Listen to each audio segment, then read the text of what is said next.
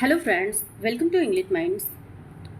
आज हम डिस्कस करेंगे, उसी वीडियो को कंटिन्यू करना है जिसमें हमने 27 क्वेश्चन कंप्लीट किए थे। ये टॉपिक शेक्सपियर के फूल्स का है और इस वीडियो को देखने के पहले एक वीडियो पहले भी डल चुकी है, तो उसको आप लोग ज़रूर देखिए क्योंकि ये आज 27 से है।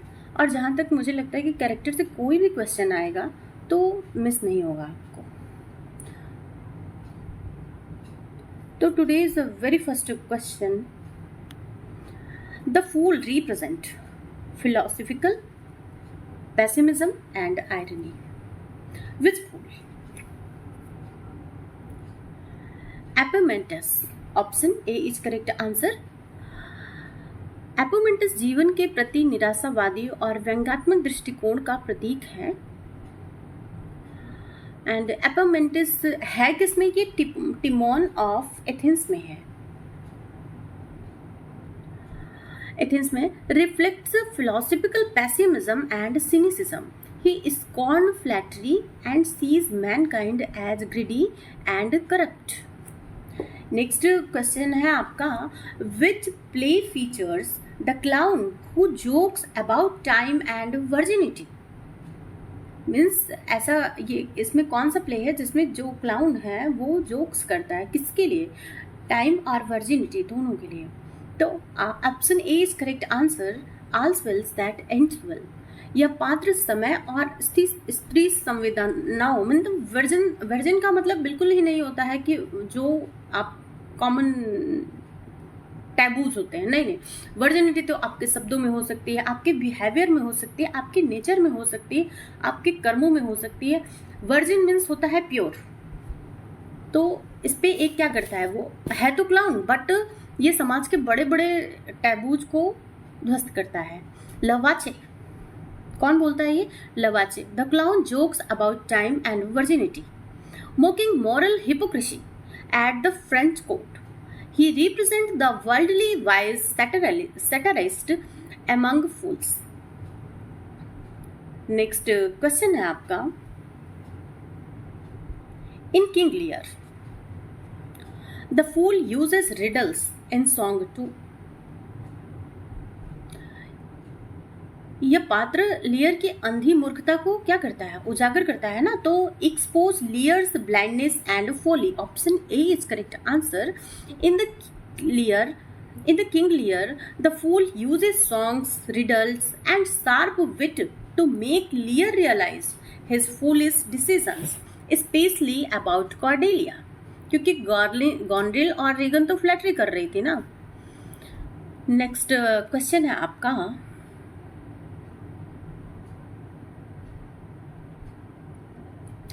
Falstaff name itself symbolize. Option A, false honor and vanity. Option A is correct answer. Falstaff का नाम ही उसके चरित्र का प्रतीक है। चरित्र कैसा उसका? जैसे फाल्स मीन्स होता है झूठ, तो फाल्स्टाफ एक झूठा ही है, पाखंडी ही है। और ये बड़े ब्रेवली, अगर देखना आपने, आप आसपास भी देखना, कुछ लोग होते हैं बड़े ब्रेवली वो झूठ बोलते हैं और उसमें अपनी ब्रेवरी, मतलब वो क्या बोलते हैं, एक स्वैग होता है उनका इसमें। तो ऐसे लोगों को आप याद करना कि फाल्स्टाफ ही है। वह खुद को बहादुर और वीर दिखाने की कोशिश करता है, मतलब दिखाता है, ऐसा एक्चुअल नहीं होता, लेकिन वास्तव में उसका बहादुरी और नैतिकता से कोई गहरा संबंध नहीं होता। फाल्स्टाफ नाम में झूठी शान, झूठी अहंकार, ये इस नाम का यही प्रतीक है। और आपको अपने लाइफ में मुझे लगता है कि 90% लोग फाल्स्टाफ मिलेंगे। तो Falstaff is not a very hidden character. Next word है आपका, नेक्स्ट क्वेश्चन है आपका, Dogberry malapropisms in Much Ado About Nothing create. Option A, linguistic comedy and satire. लगातार गलत मतलबों का प्रयोग करता है कौन? डॉगबेरी। जैसे कंप्रीहेंड की जगह वो क्या बोलता है? एप्रीहेंड। तो कंप्रीहेंड की जगह एप्रीहेंड। यह एक लिंग्विस्टिक कॉमेडी है और एक तरीके का सटायर भी पैदा होता है इसमें।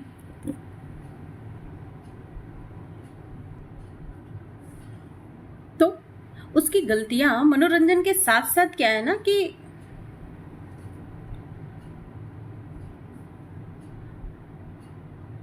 समाज और कानून की आलोचना भी करती हैं।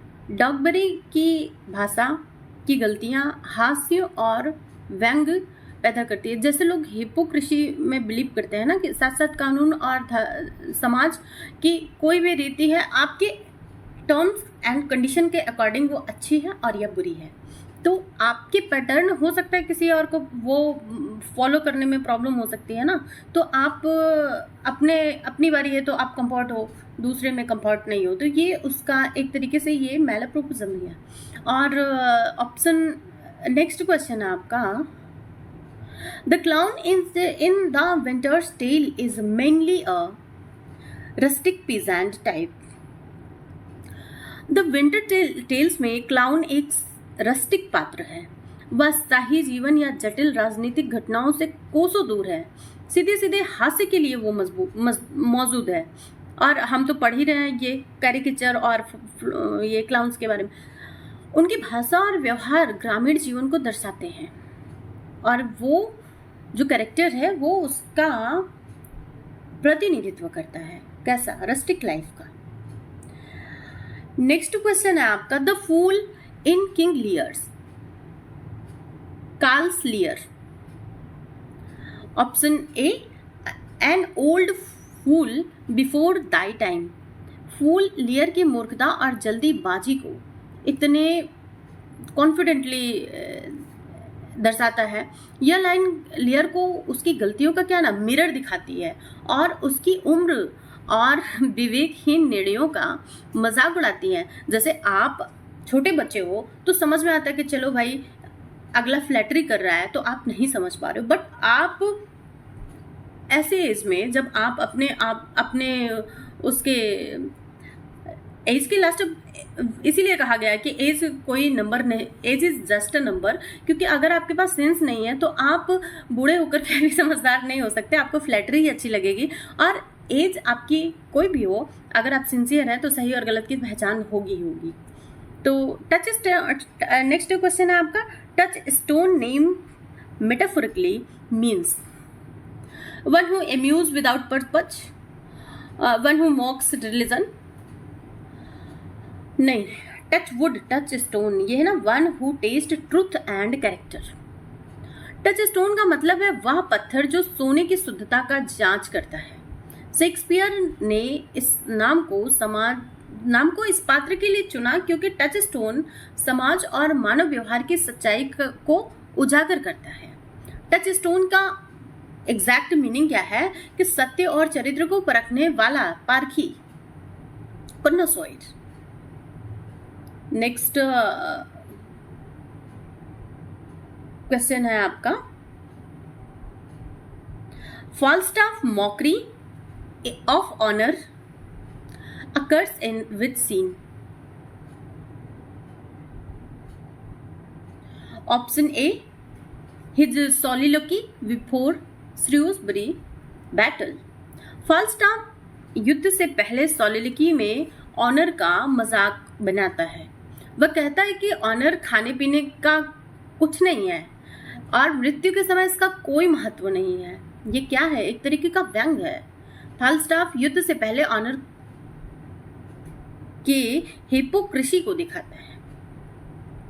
जैसे एक किंग हुआ और एक उसका सर्वेंट हुआ, पूरे टाइम बहुत गैप है बट मर गया तो राख उसकी भी बननी है और उसकी भी बननी है, तो आप एकदम नहीं पता कर पाओगे कि ये राजा का है या प्रजा का है।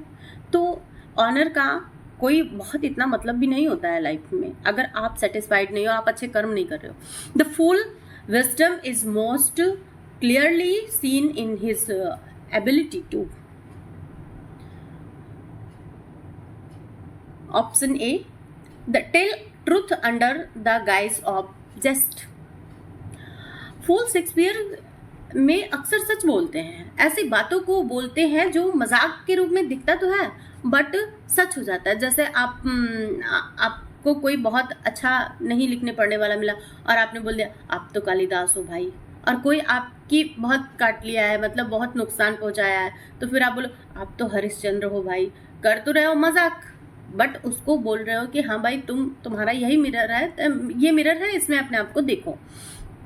फूल शेक्सपियर में अक्सर सच बोलते हैं। लियर और अन्य पात्रों को उनकी गलतियों और समाज की विडंबनाओं से क्या करते हैं, अवगत कराते हैं।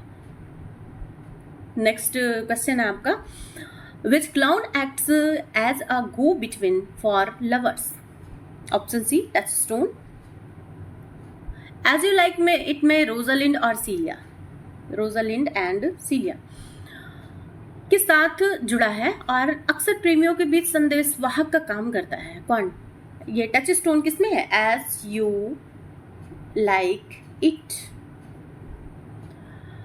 टच स्टोन प्रेमियों के बीच संवाद और संदेश पहुंचाने का कार्य करता है। नेक्स्ट क्वेश्चन है आपका, which fool never appears on stage but in often mentioned? Option D, Pompey. Pompey in Measure for Measure. Pompey कभी मंच पर मुख्य रूप से दिखाई नहीं देता, लेकिन उसके बारे में अन्य पात्रों के संवाद में बार बार चर्चा होती है, इसलिए पॉम्पी मंच पर तो कभी नहीं आता, लेकिन अक्सर उसका जिक्र किया जाता है। नेक्स्ट क्वेश्चन है आपका, the fools often act as, option A the mouthpiece of the playwright. Playwright या आपका उसमें आता है ना कि क्या बोलते हैं, मिस स्पेल्ट में आता है, स्पेलिंग टेस्ट उसको बोल सकते हो, स्पेलिंग एरर बोल सकते हो, PLAYWRIGST, not RIGST only. Okay, Shakespeare के फूल अक्सर लेखक की सोच, समाज की आलोचना और सच्चाई प्रस्तुत करने का माध्यम होते हैं। वे कहानी को आगे बढ़ाने का और मुख्य संदेश देने का कार्य करते हैं। और नेक्स्ट क्वेश्चन है आपका, the fool don't think he is wise but the wise man knows himself to be a fool appears in option C King लियर।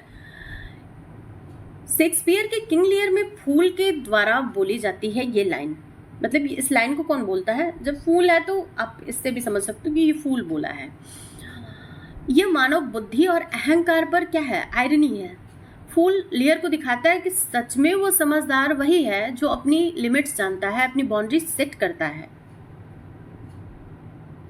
और अगर ऐसा नहीं करता तो वो बुद्धिमान नहीं है, उससे बड़ा मूर्ख कोई हो ही नहीं सकता। फेस्ट सॉन्ग ऑफन एक्सप्रेसेस, जो फेस्ट है 12th नाइट में, इसके जो सॉन्ग है ना, ये जो गाता है, क्या ही रीजन है उसका? Option A the melancholy of human existence. Fest 12th night में अक्सर जीवन की उदासी, नश्वरता और विडंबना को गीतों के माध्यम से दर्शाता है।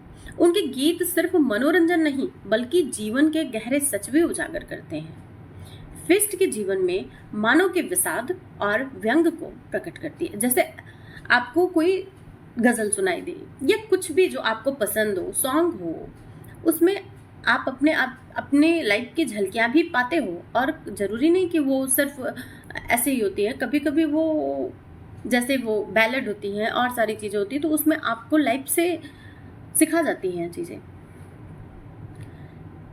नेक्स्ट क्वेश्चन है आपका, which of the following is not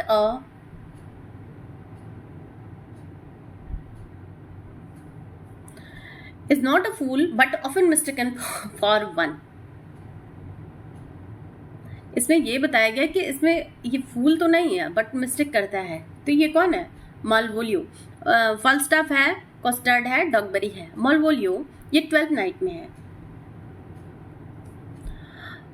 असल में फुलिस नहीं है, इसको क्राउन कैरिकेचर इसका टैग नहीं मिला हुआ है। वह अति संयमी और अहंकारी है, लेकिन उसकी मूर्खता और व्यंग्यपूर्ण परिस्थितियों के कारण उसे फूल समझा जाता है।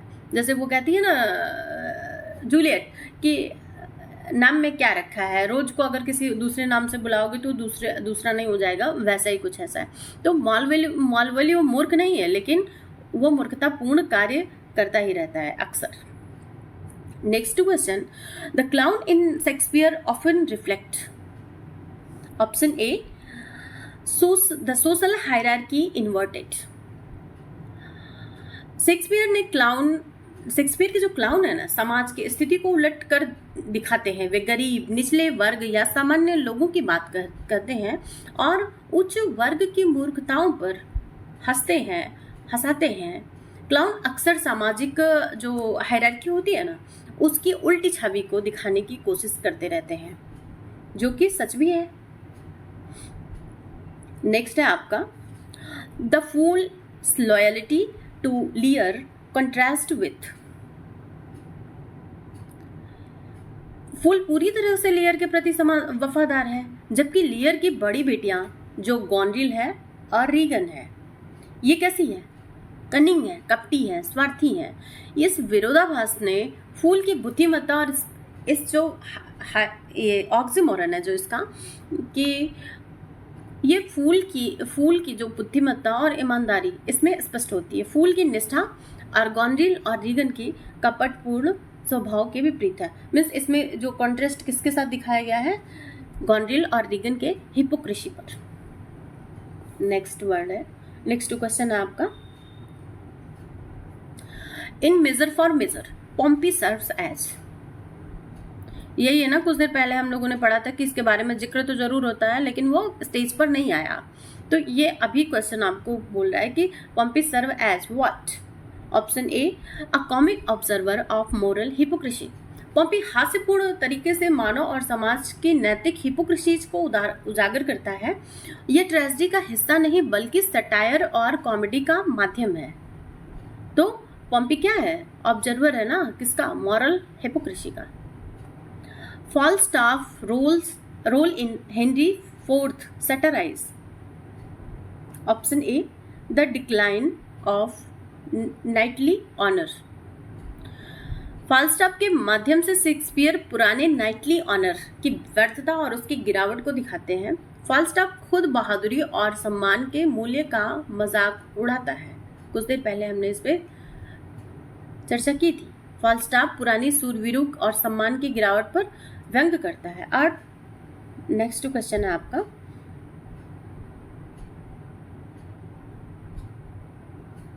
लियर fool vanishes after which event? Option A, a storm scene. Lear का फूल जो है ना, वो फूल स्टॉर्म सीन के बाद दिखाई नहीं देता।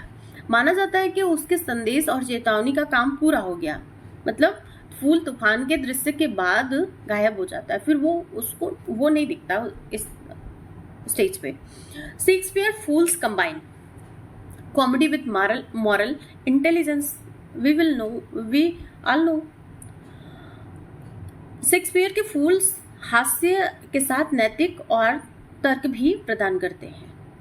तो फूल्स हास्य के साथ नैतिक बुद्धिमत्ता का क्या है? मिश्रण है। और आज का लास्ट क्वेश्चन है, The fools in Shakespeare's play reveals that. Option A, madness and wisdom coexist. Shakespeare के फूल दिखाते हैं कि पागलपन और बुद्धिमत्ता अक्सर साथ साथ चलते हैं। एक ही सिक्के के दो पहलू हो सकते हैं।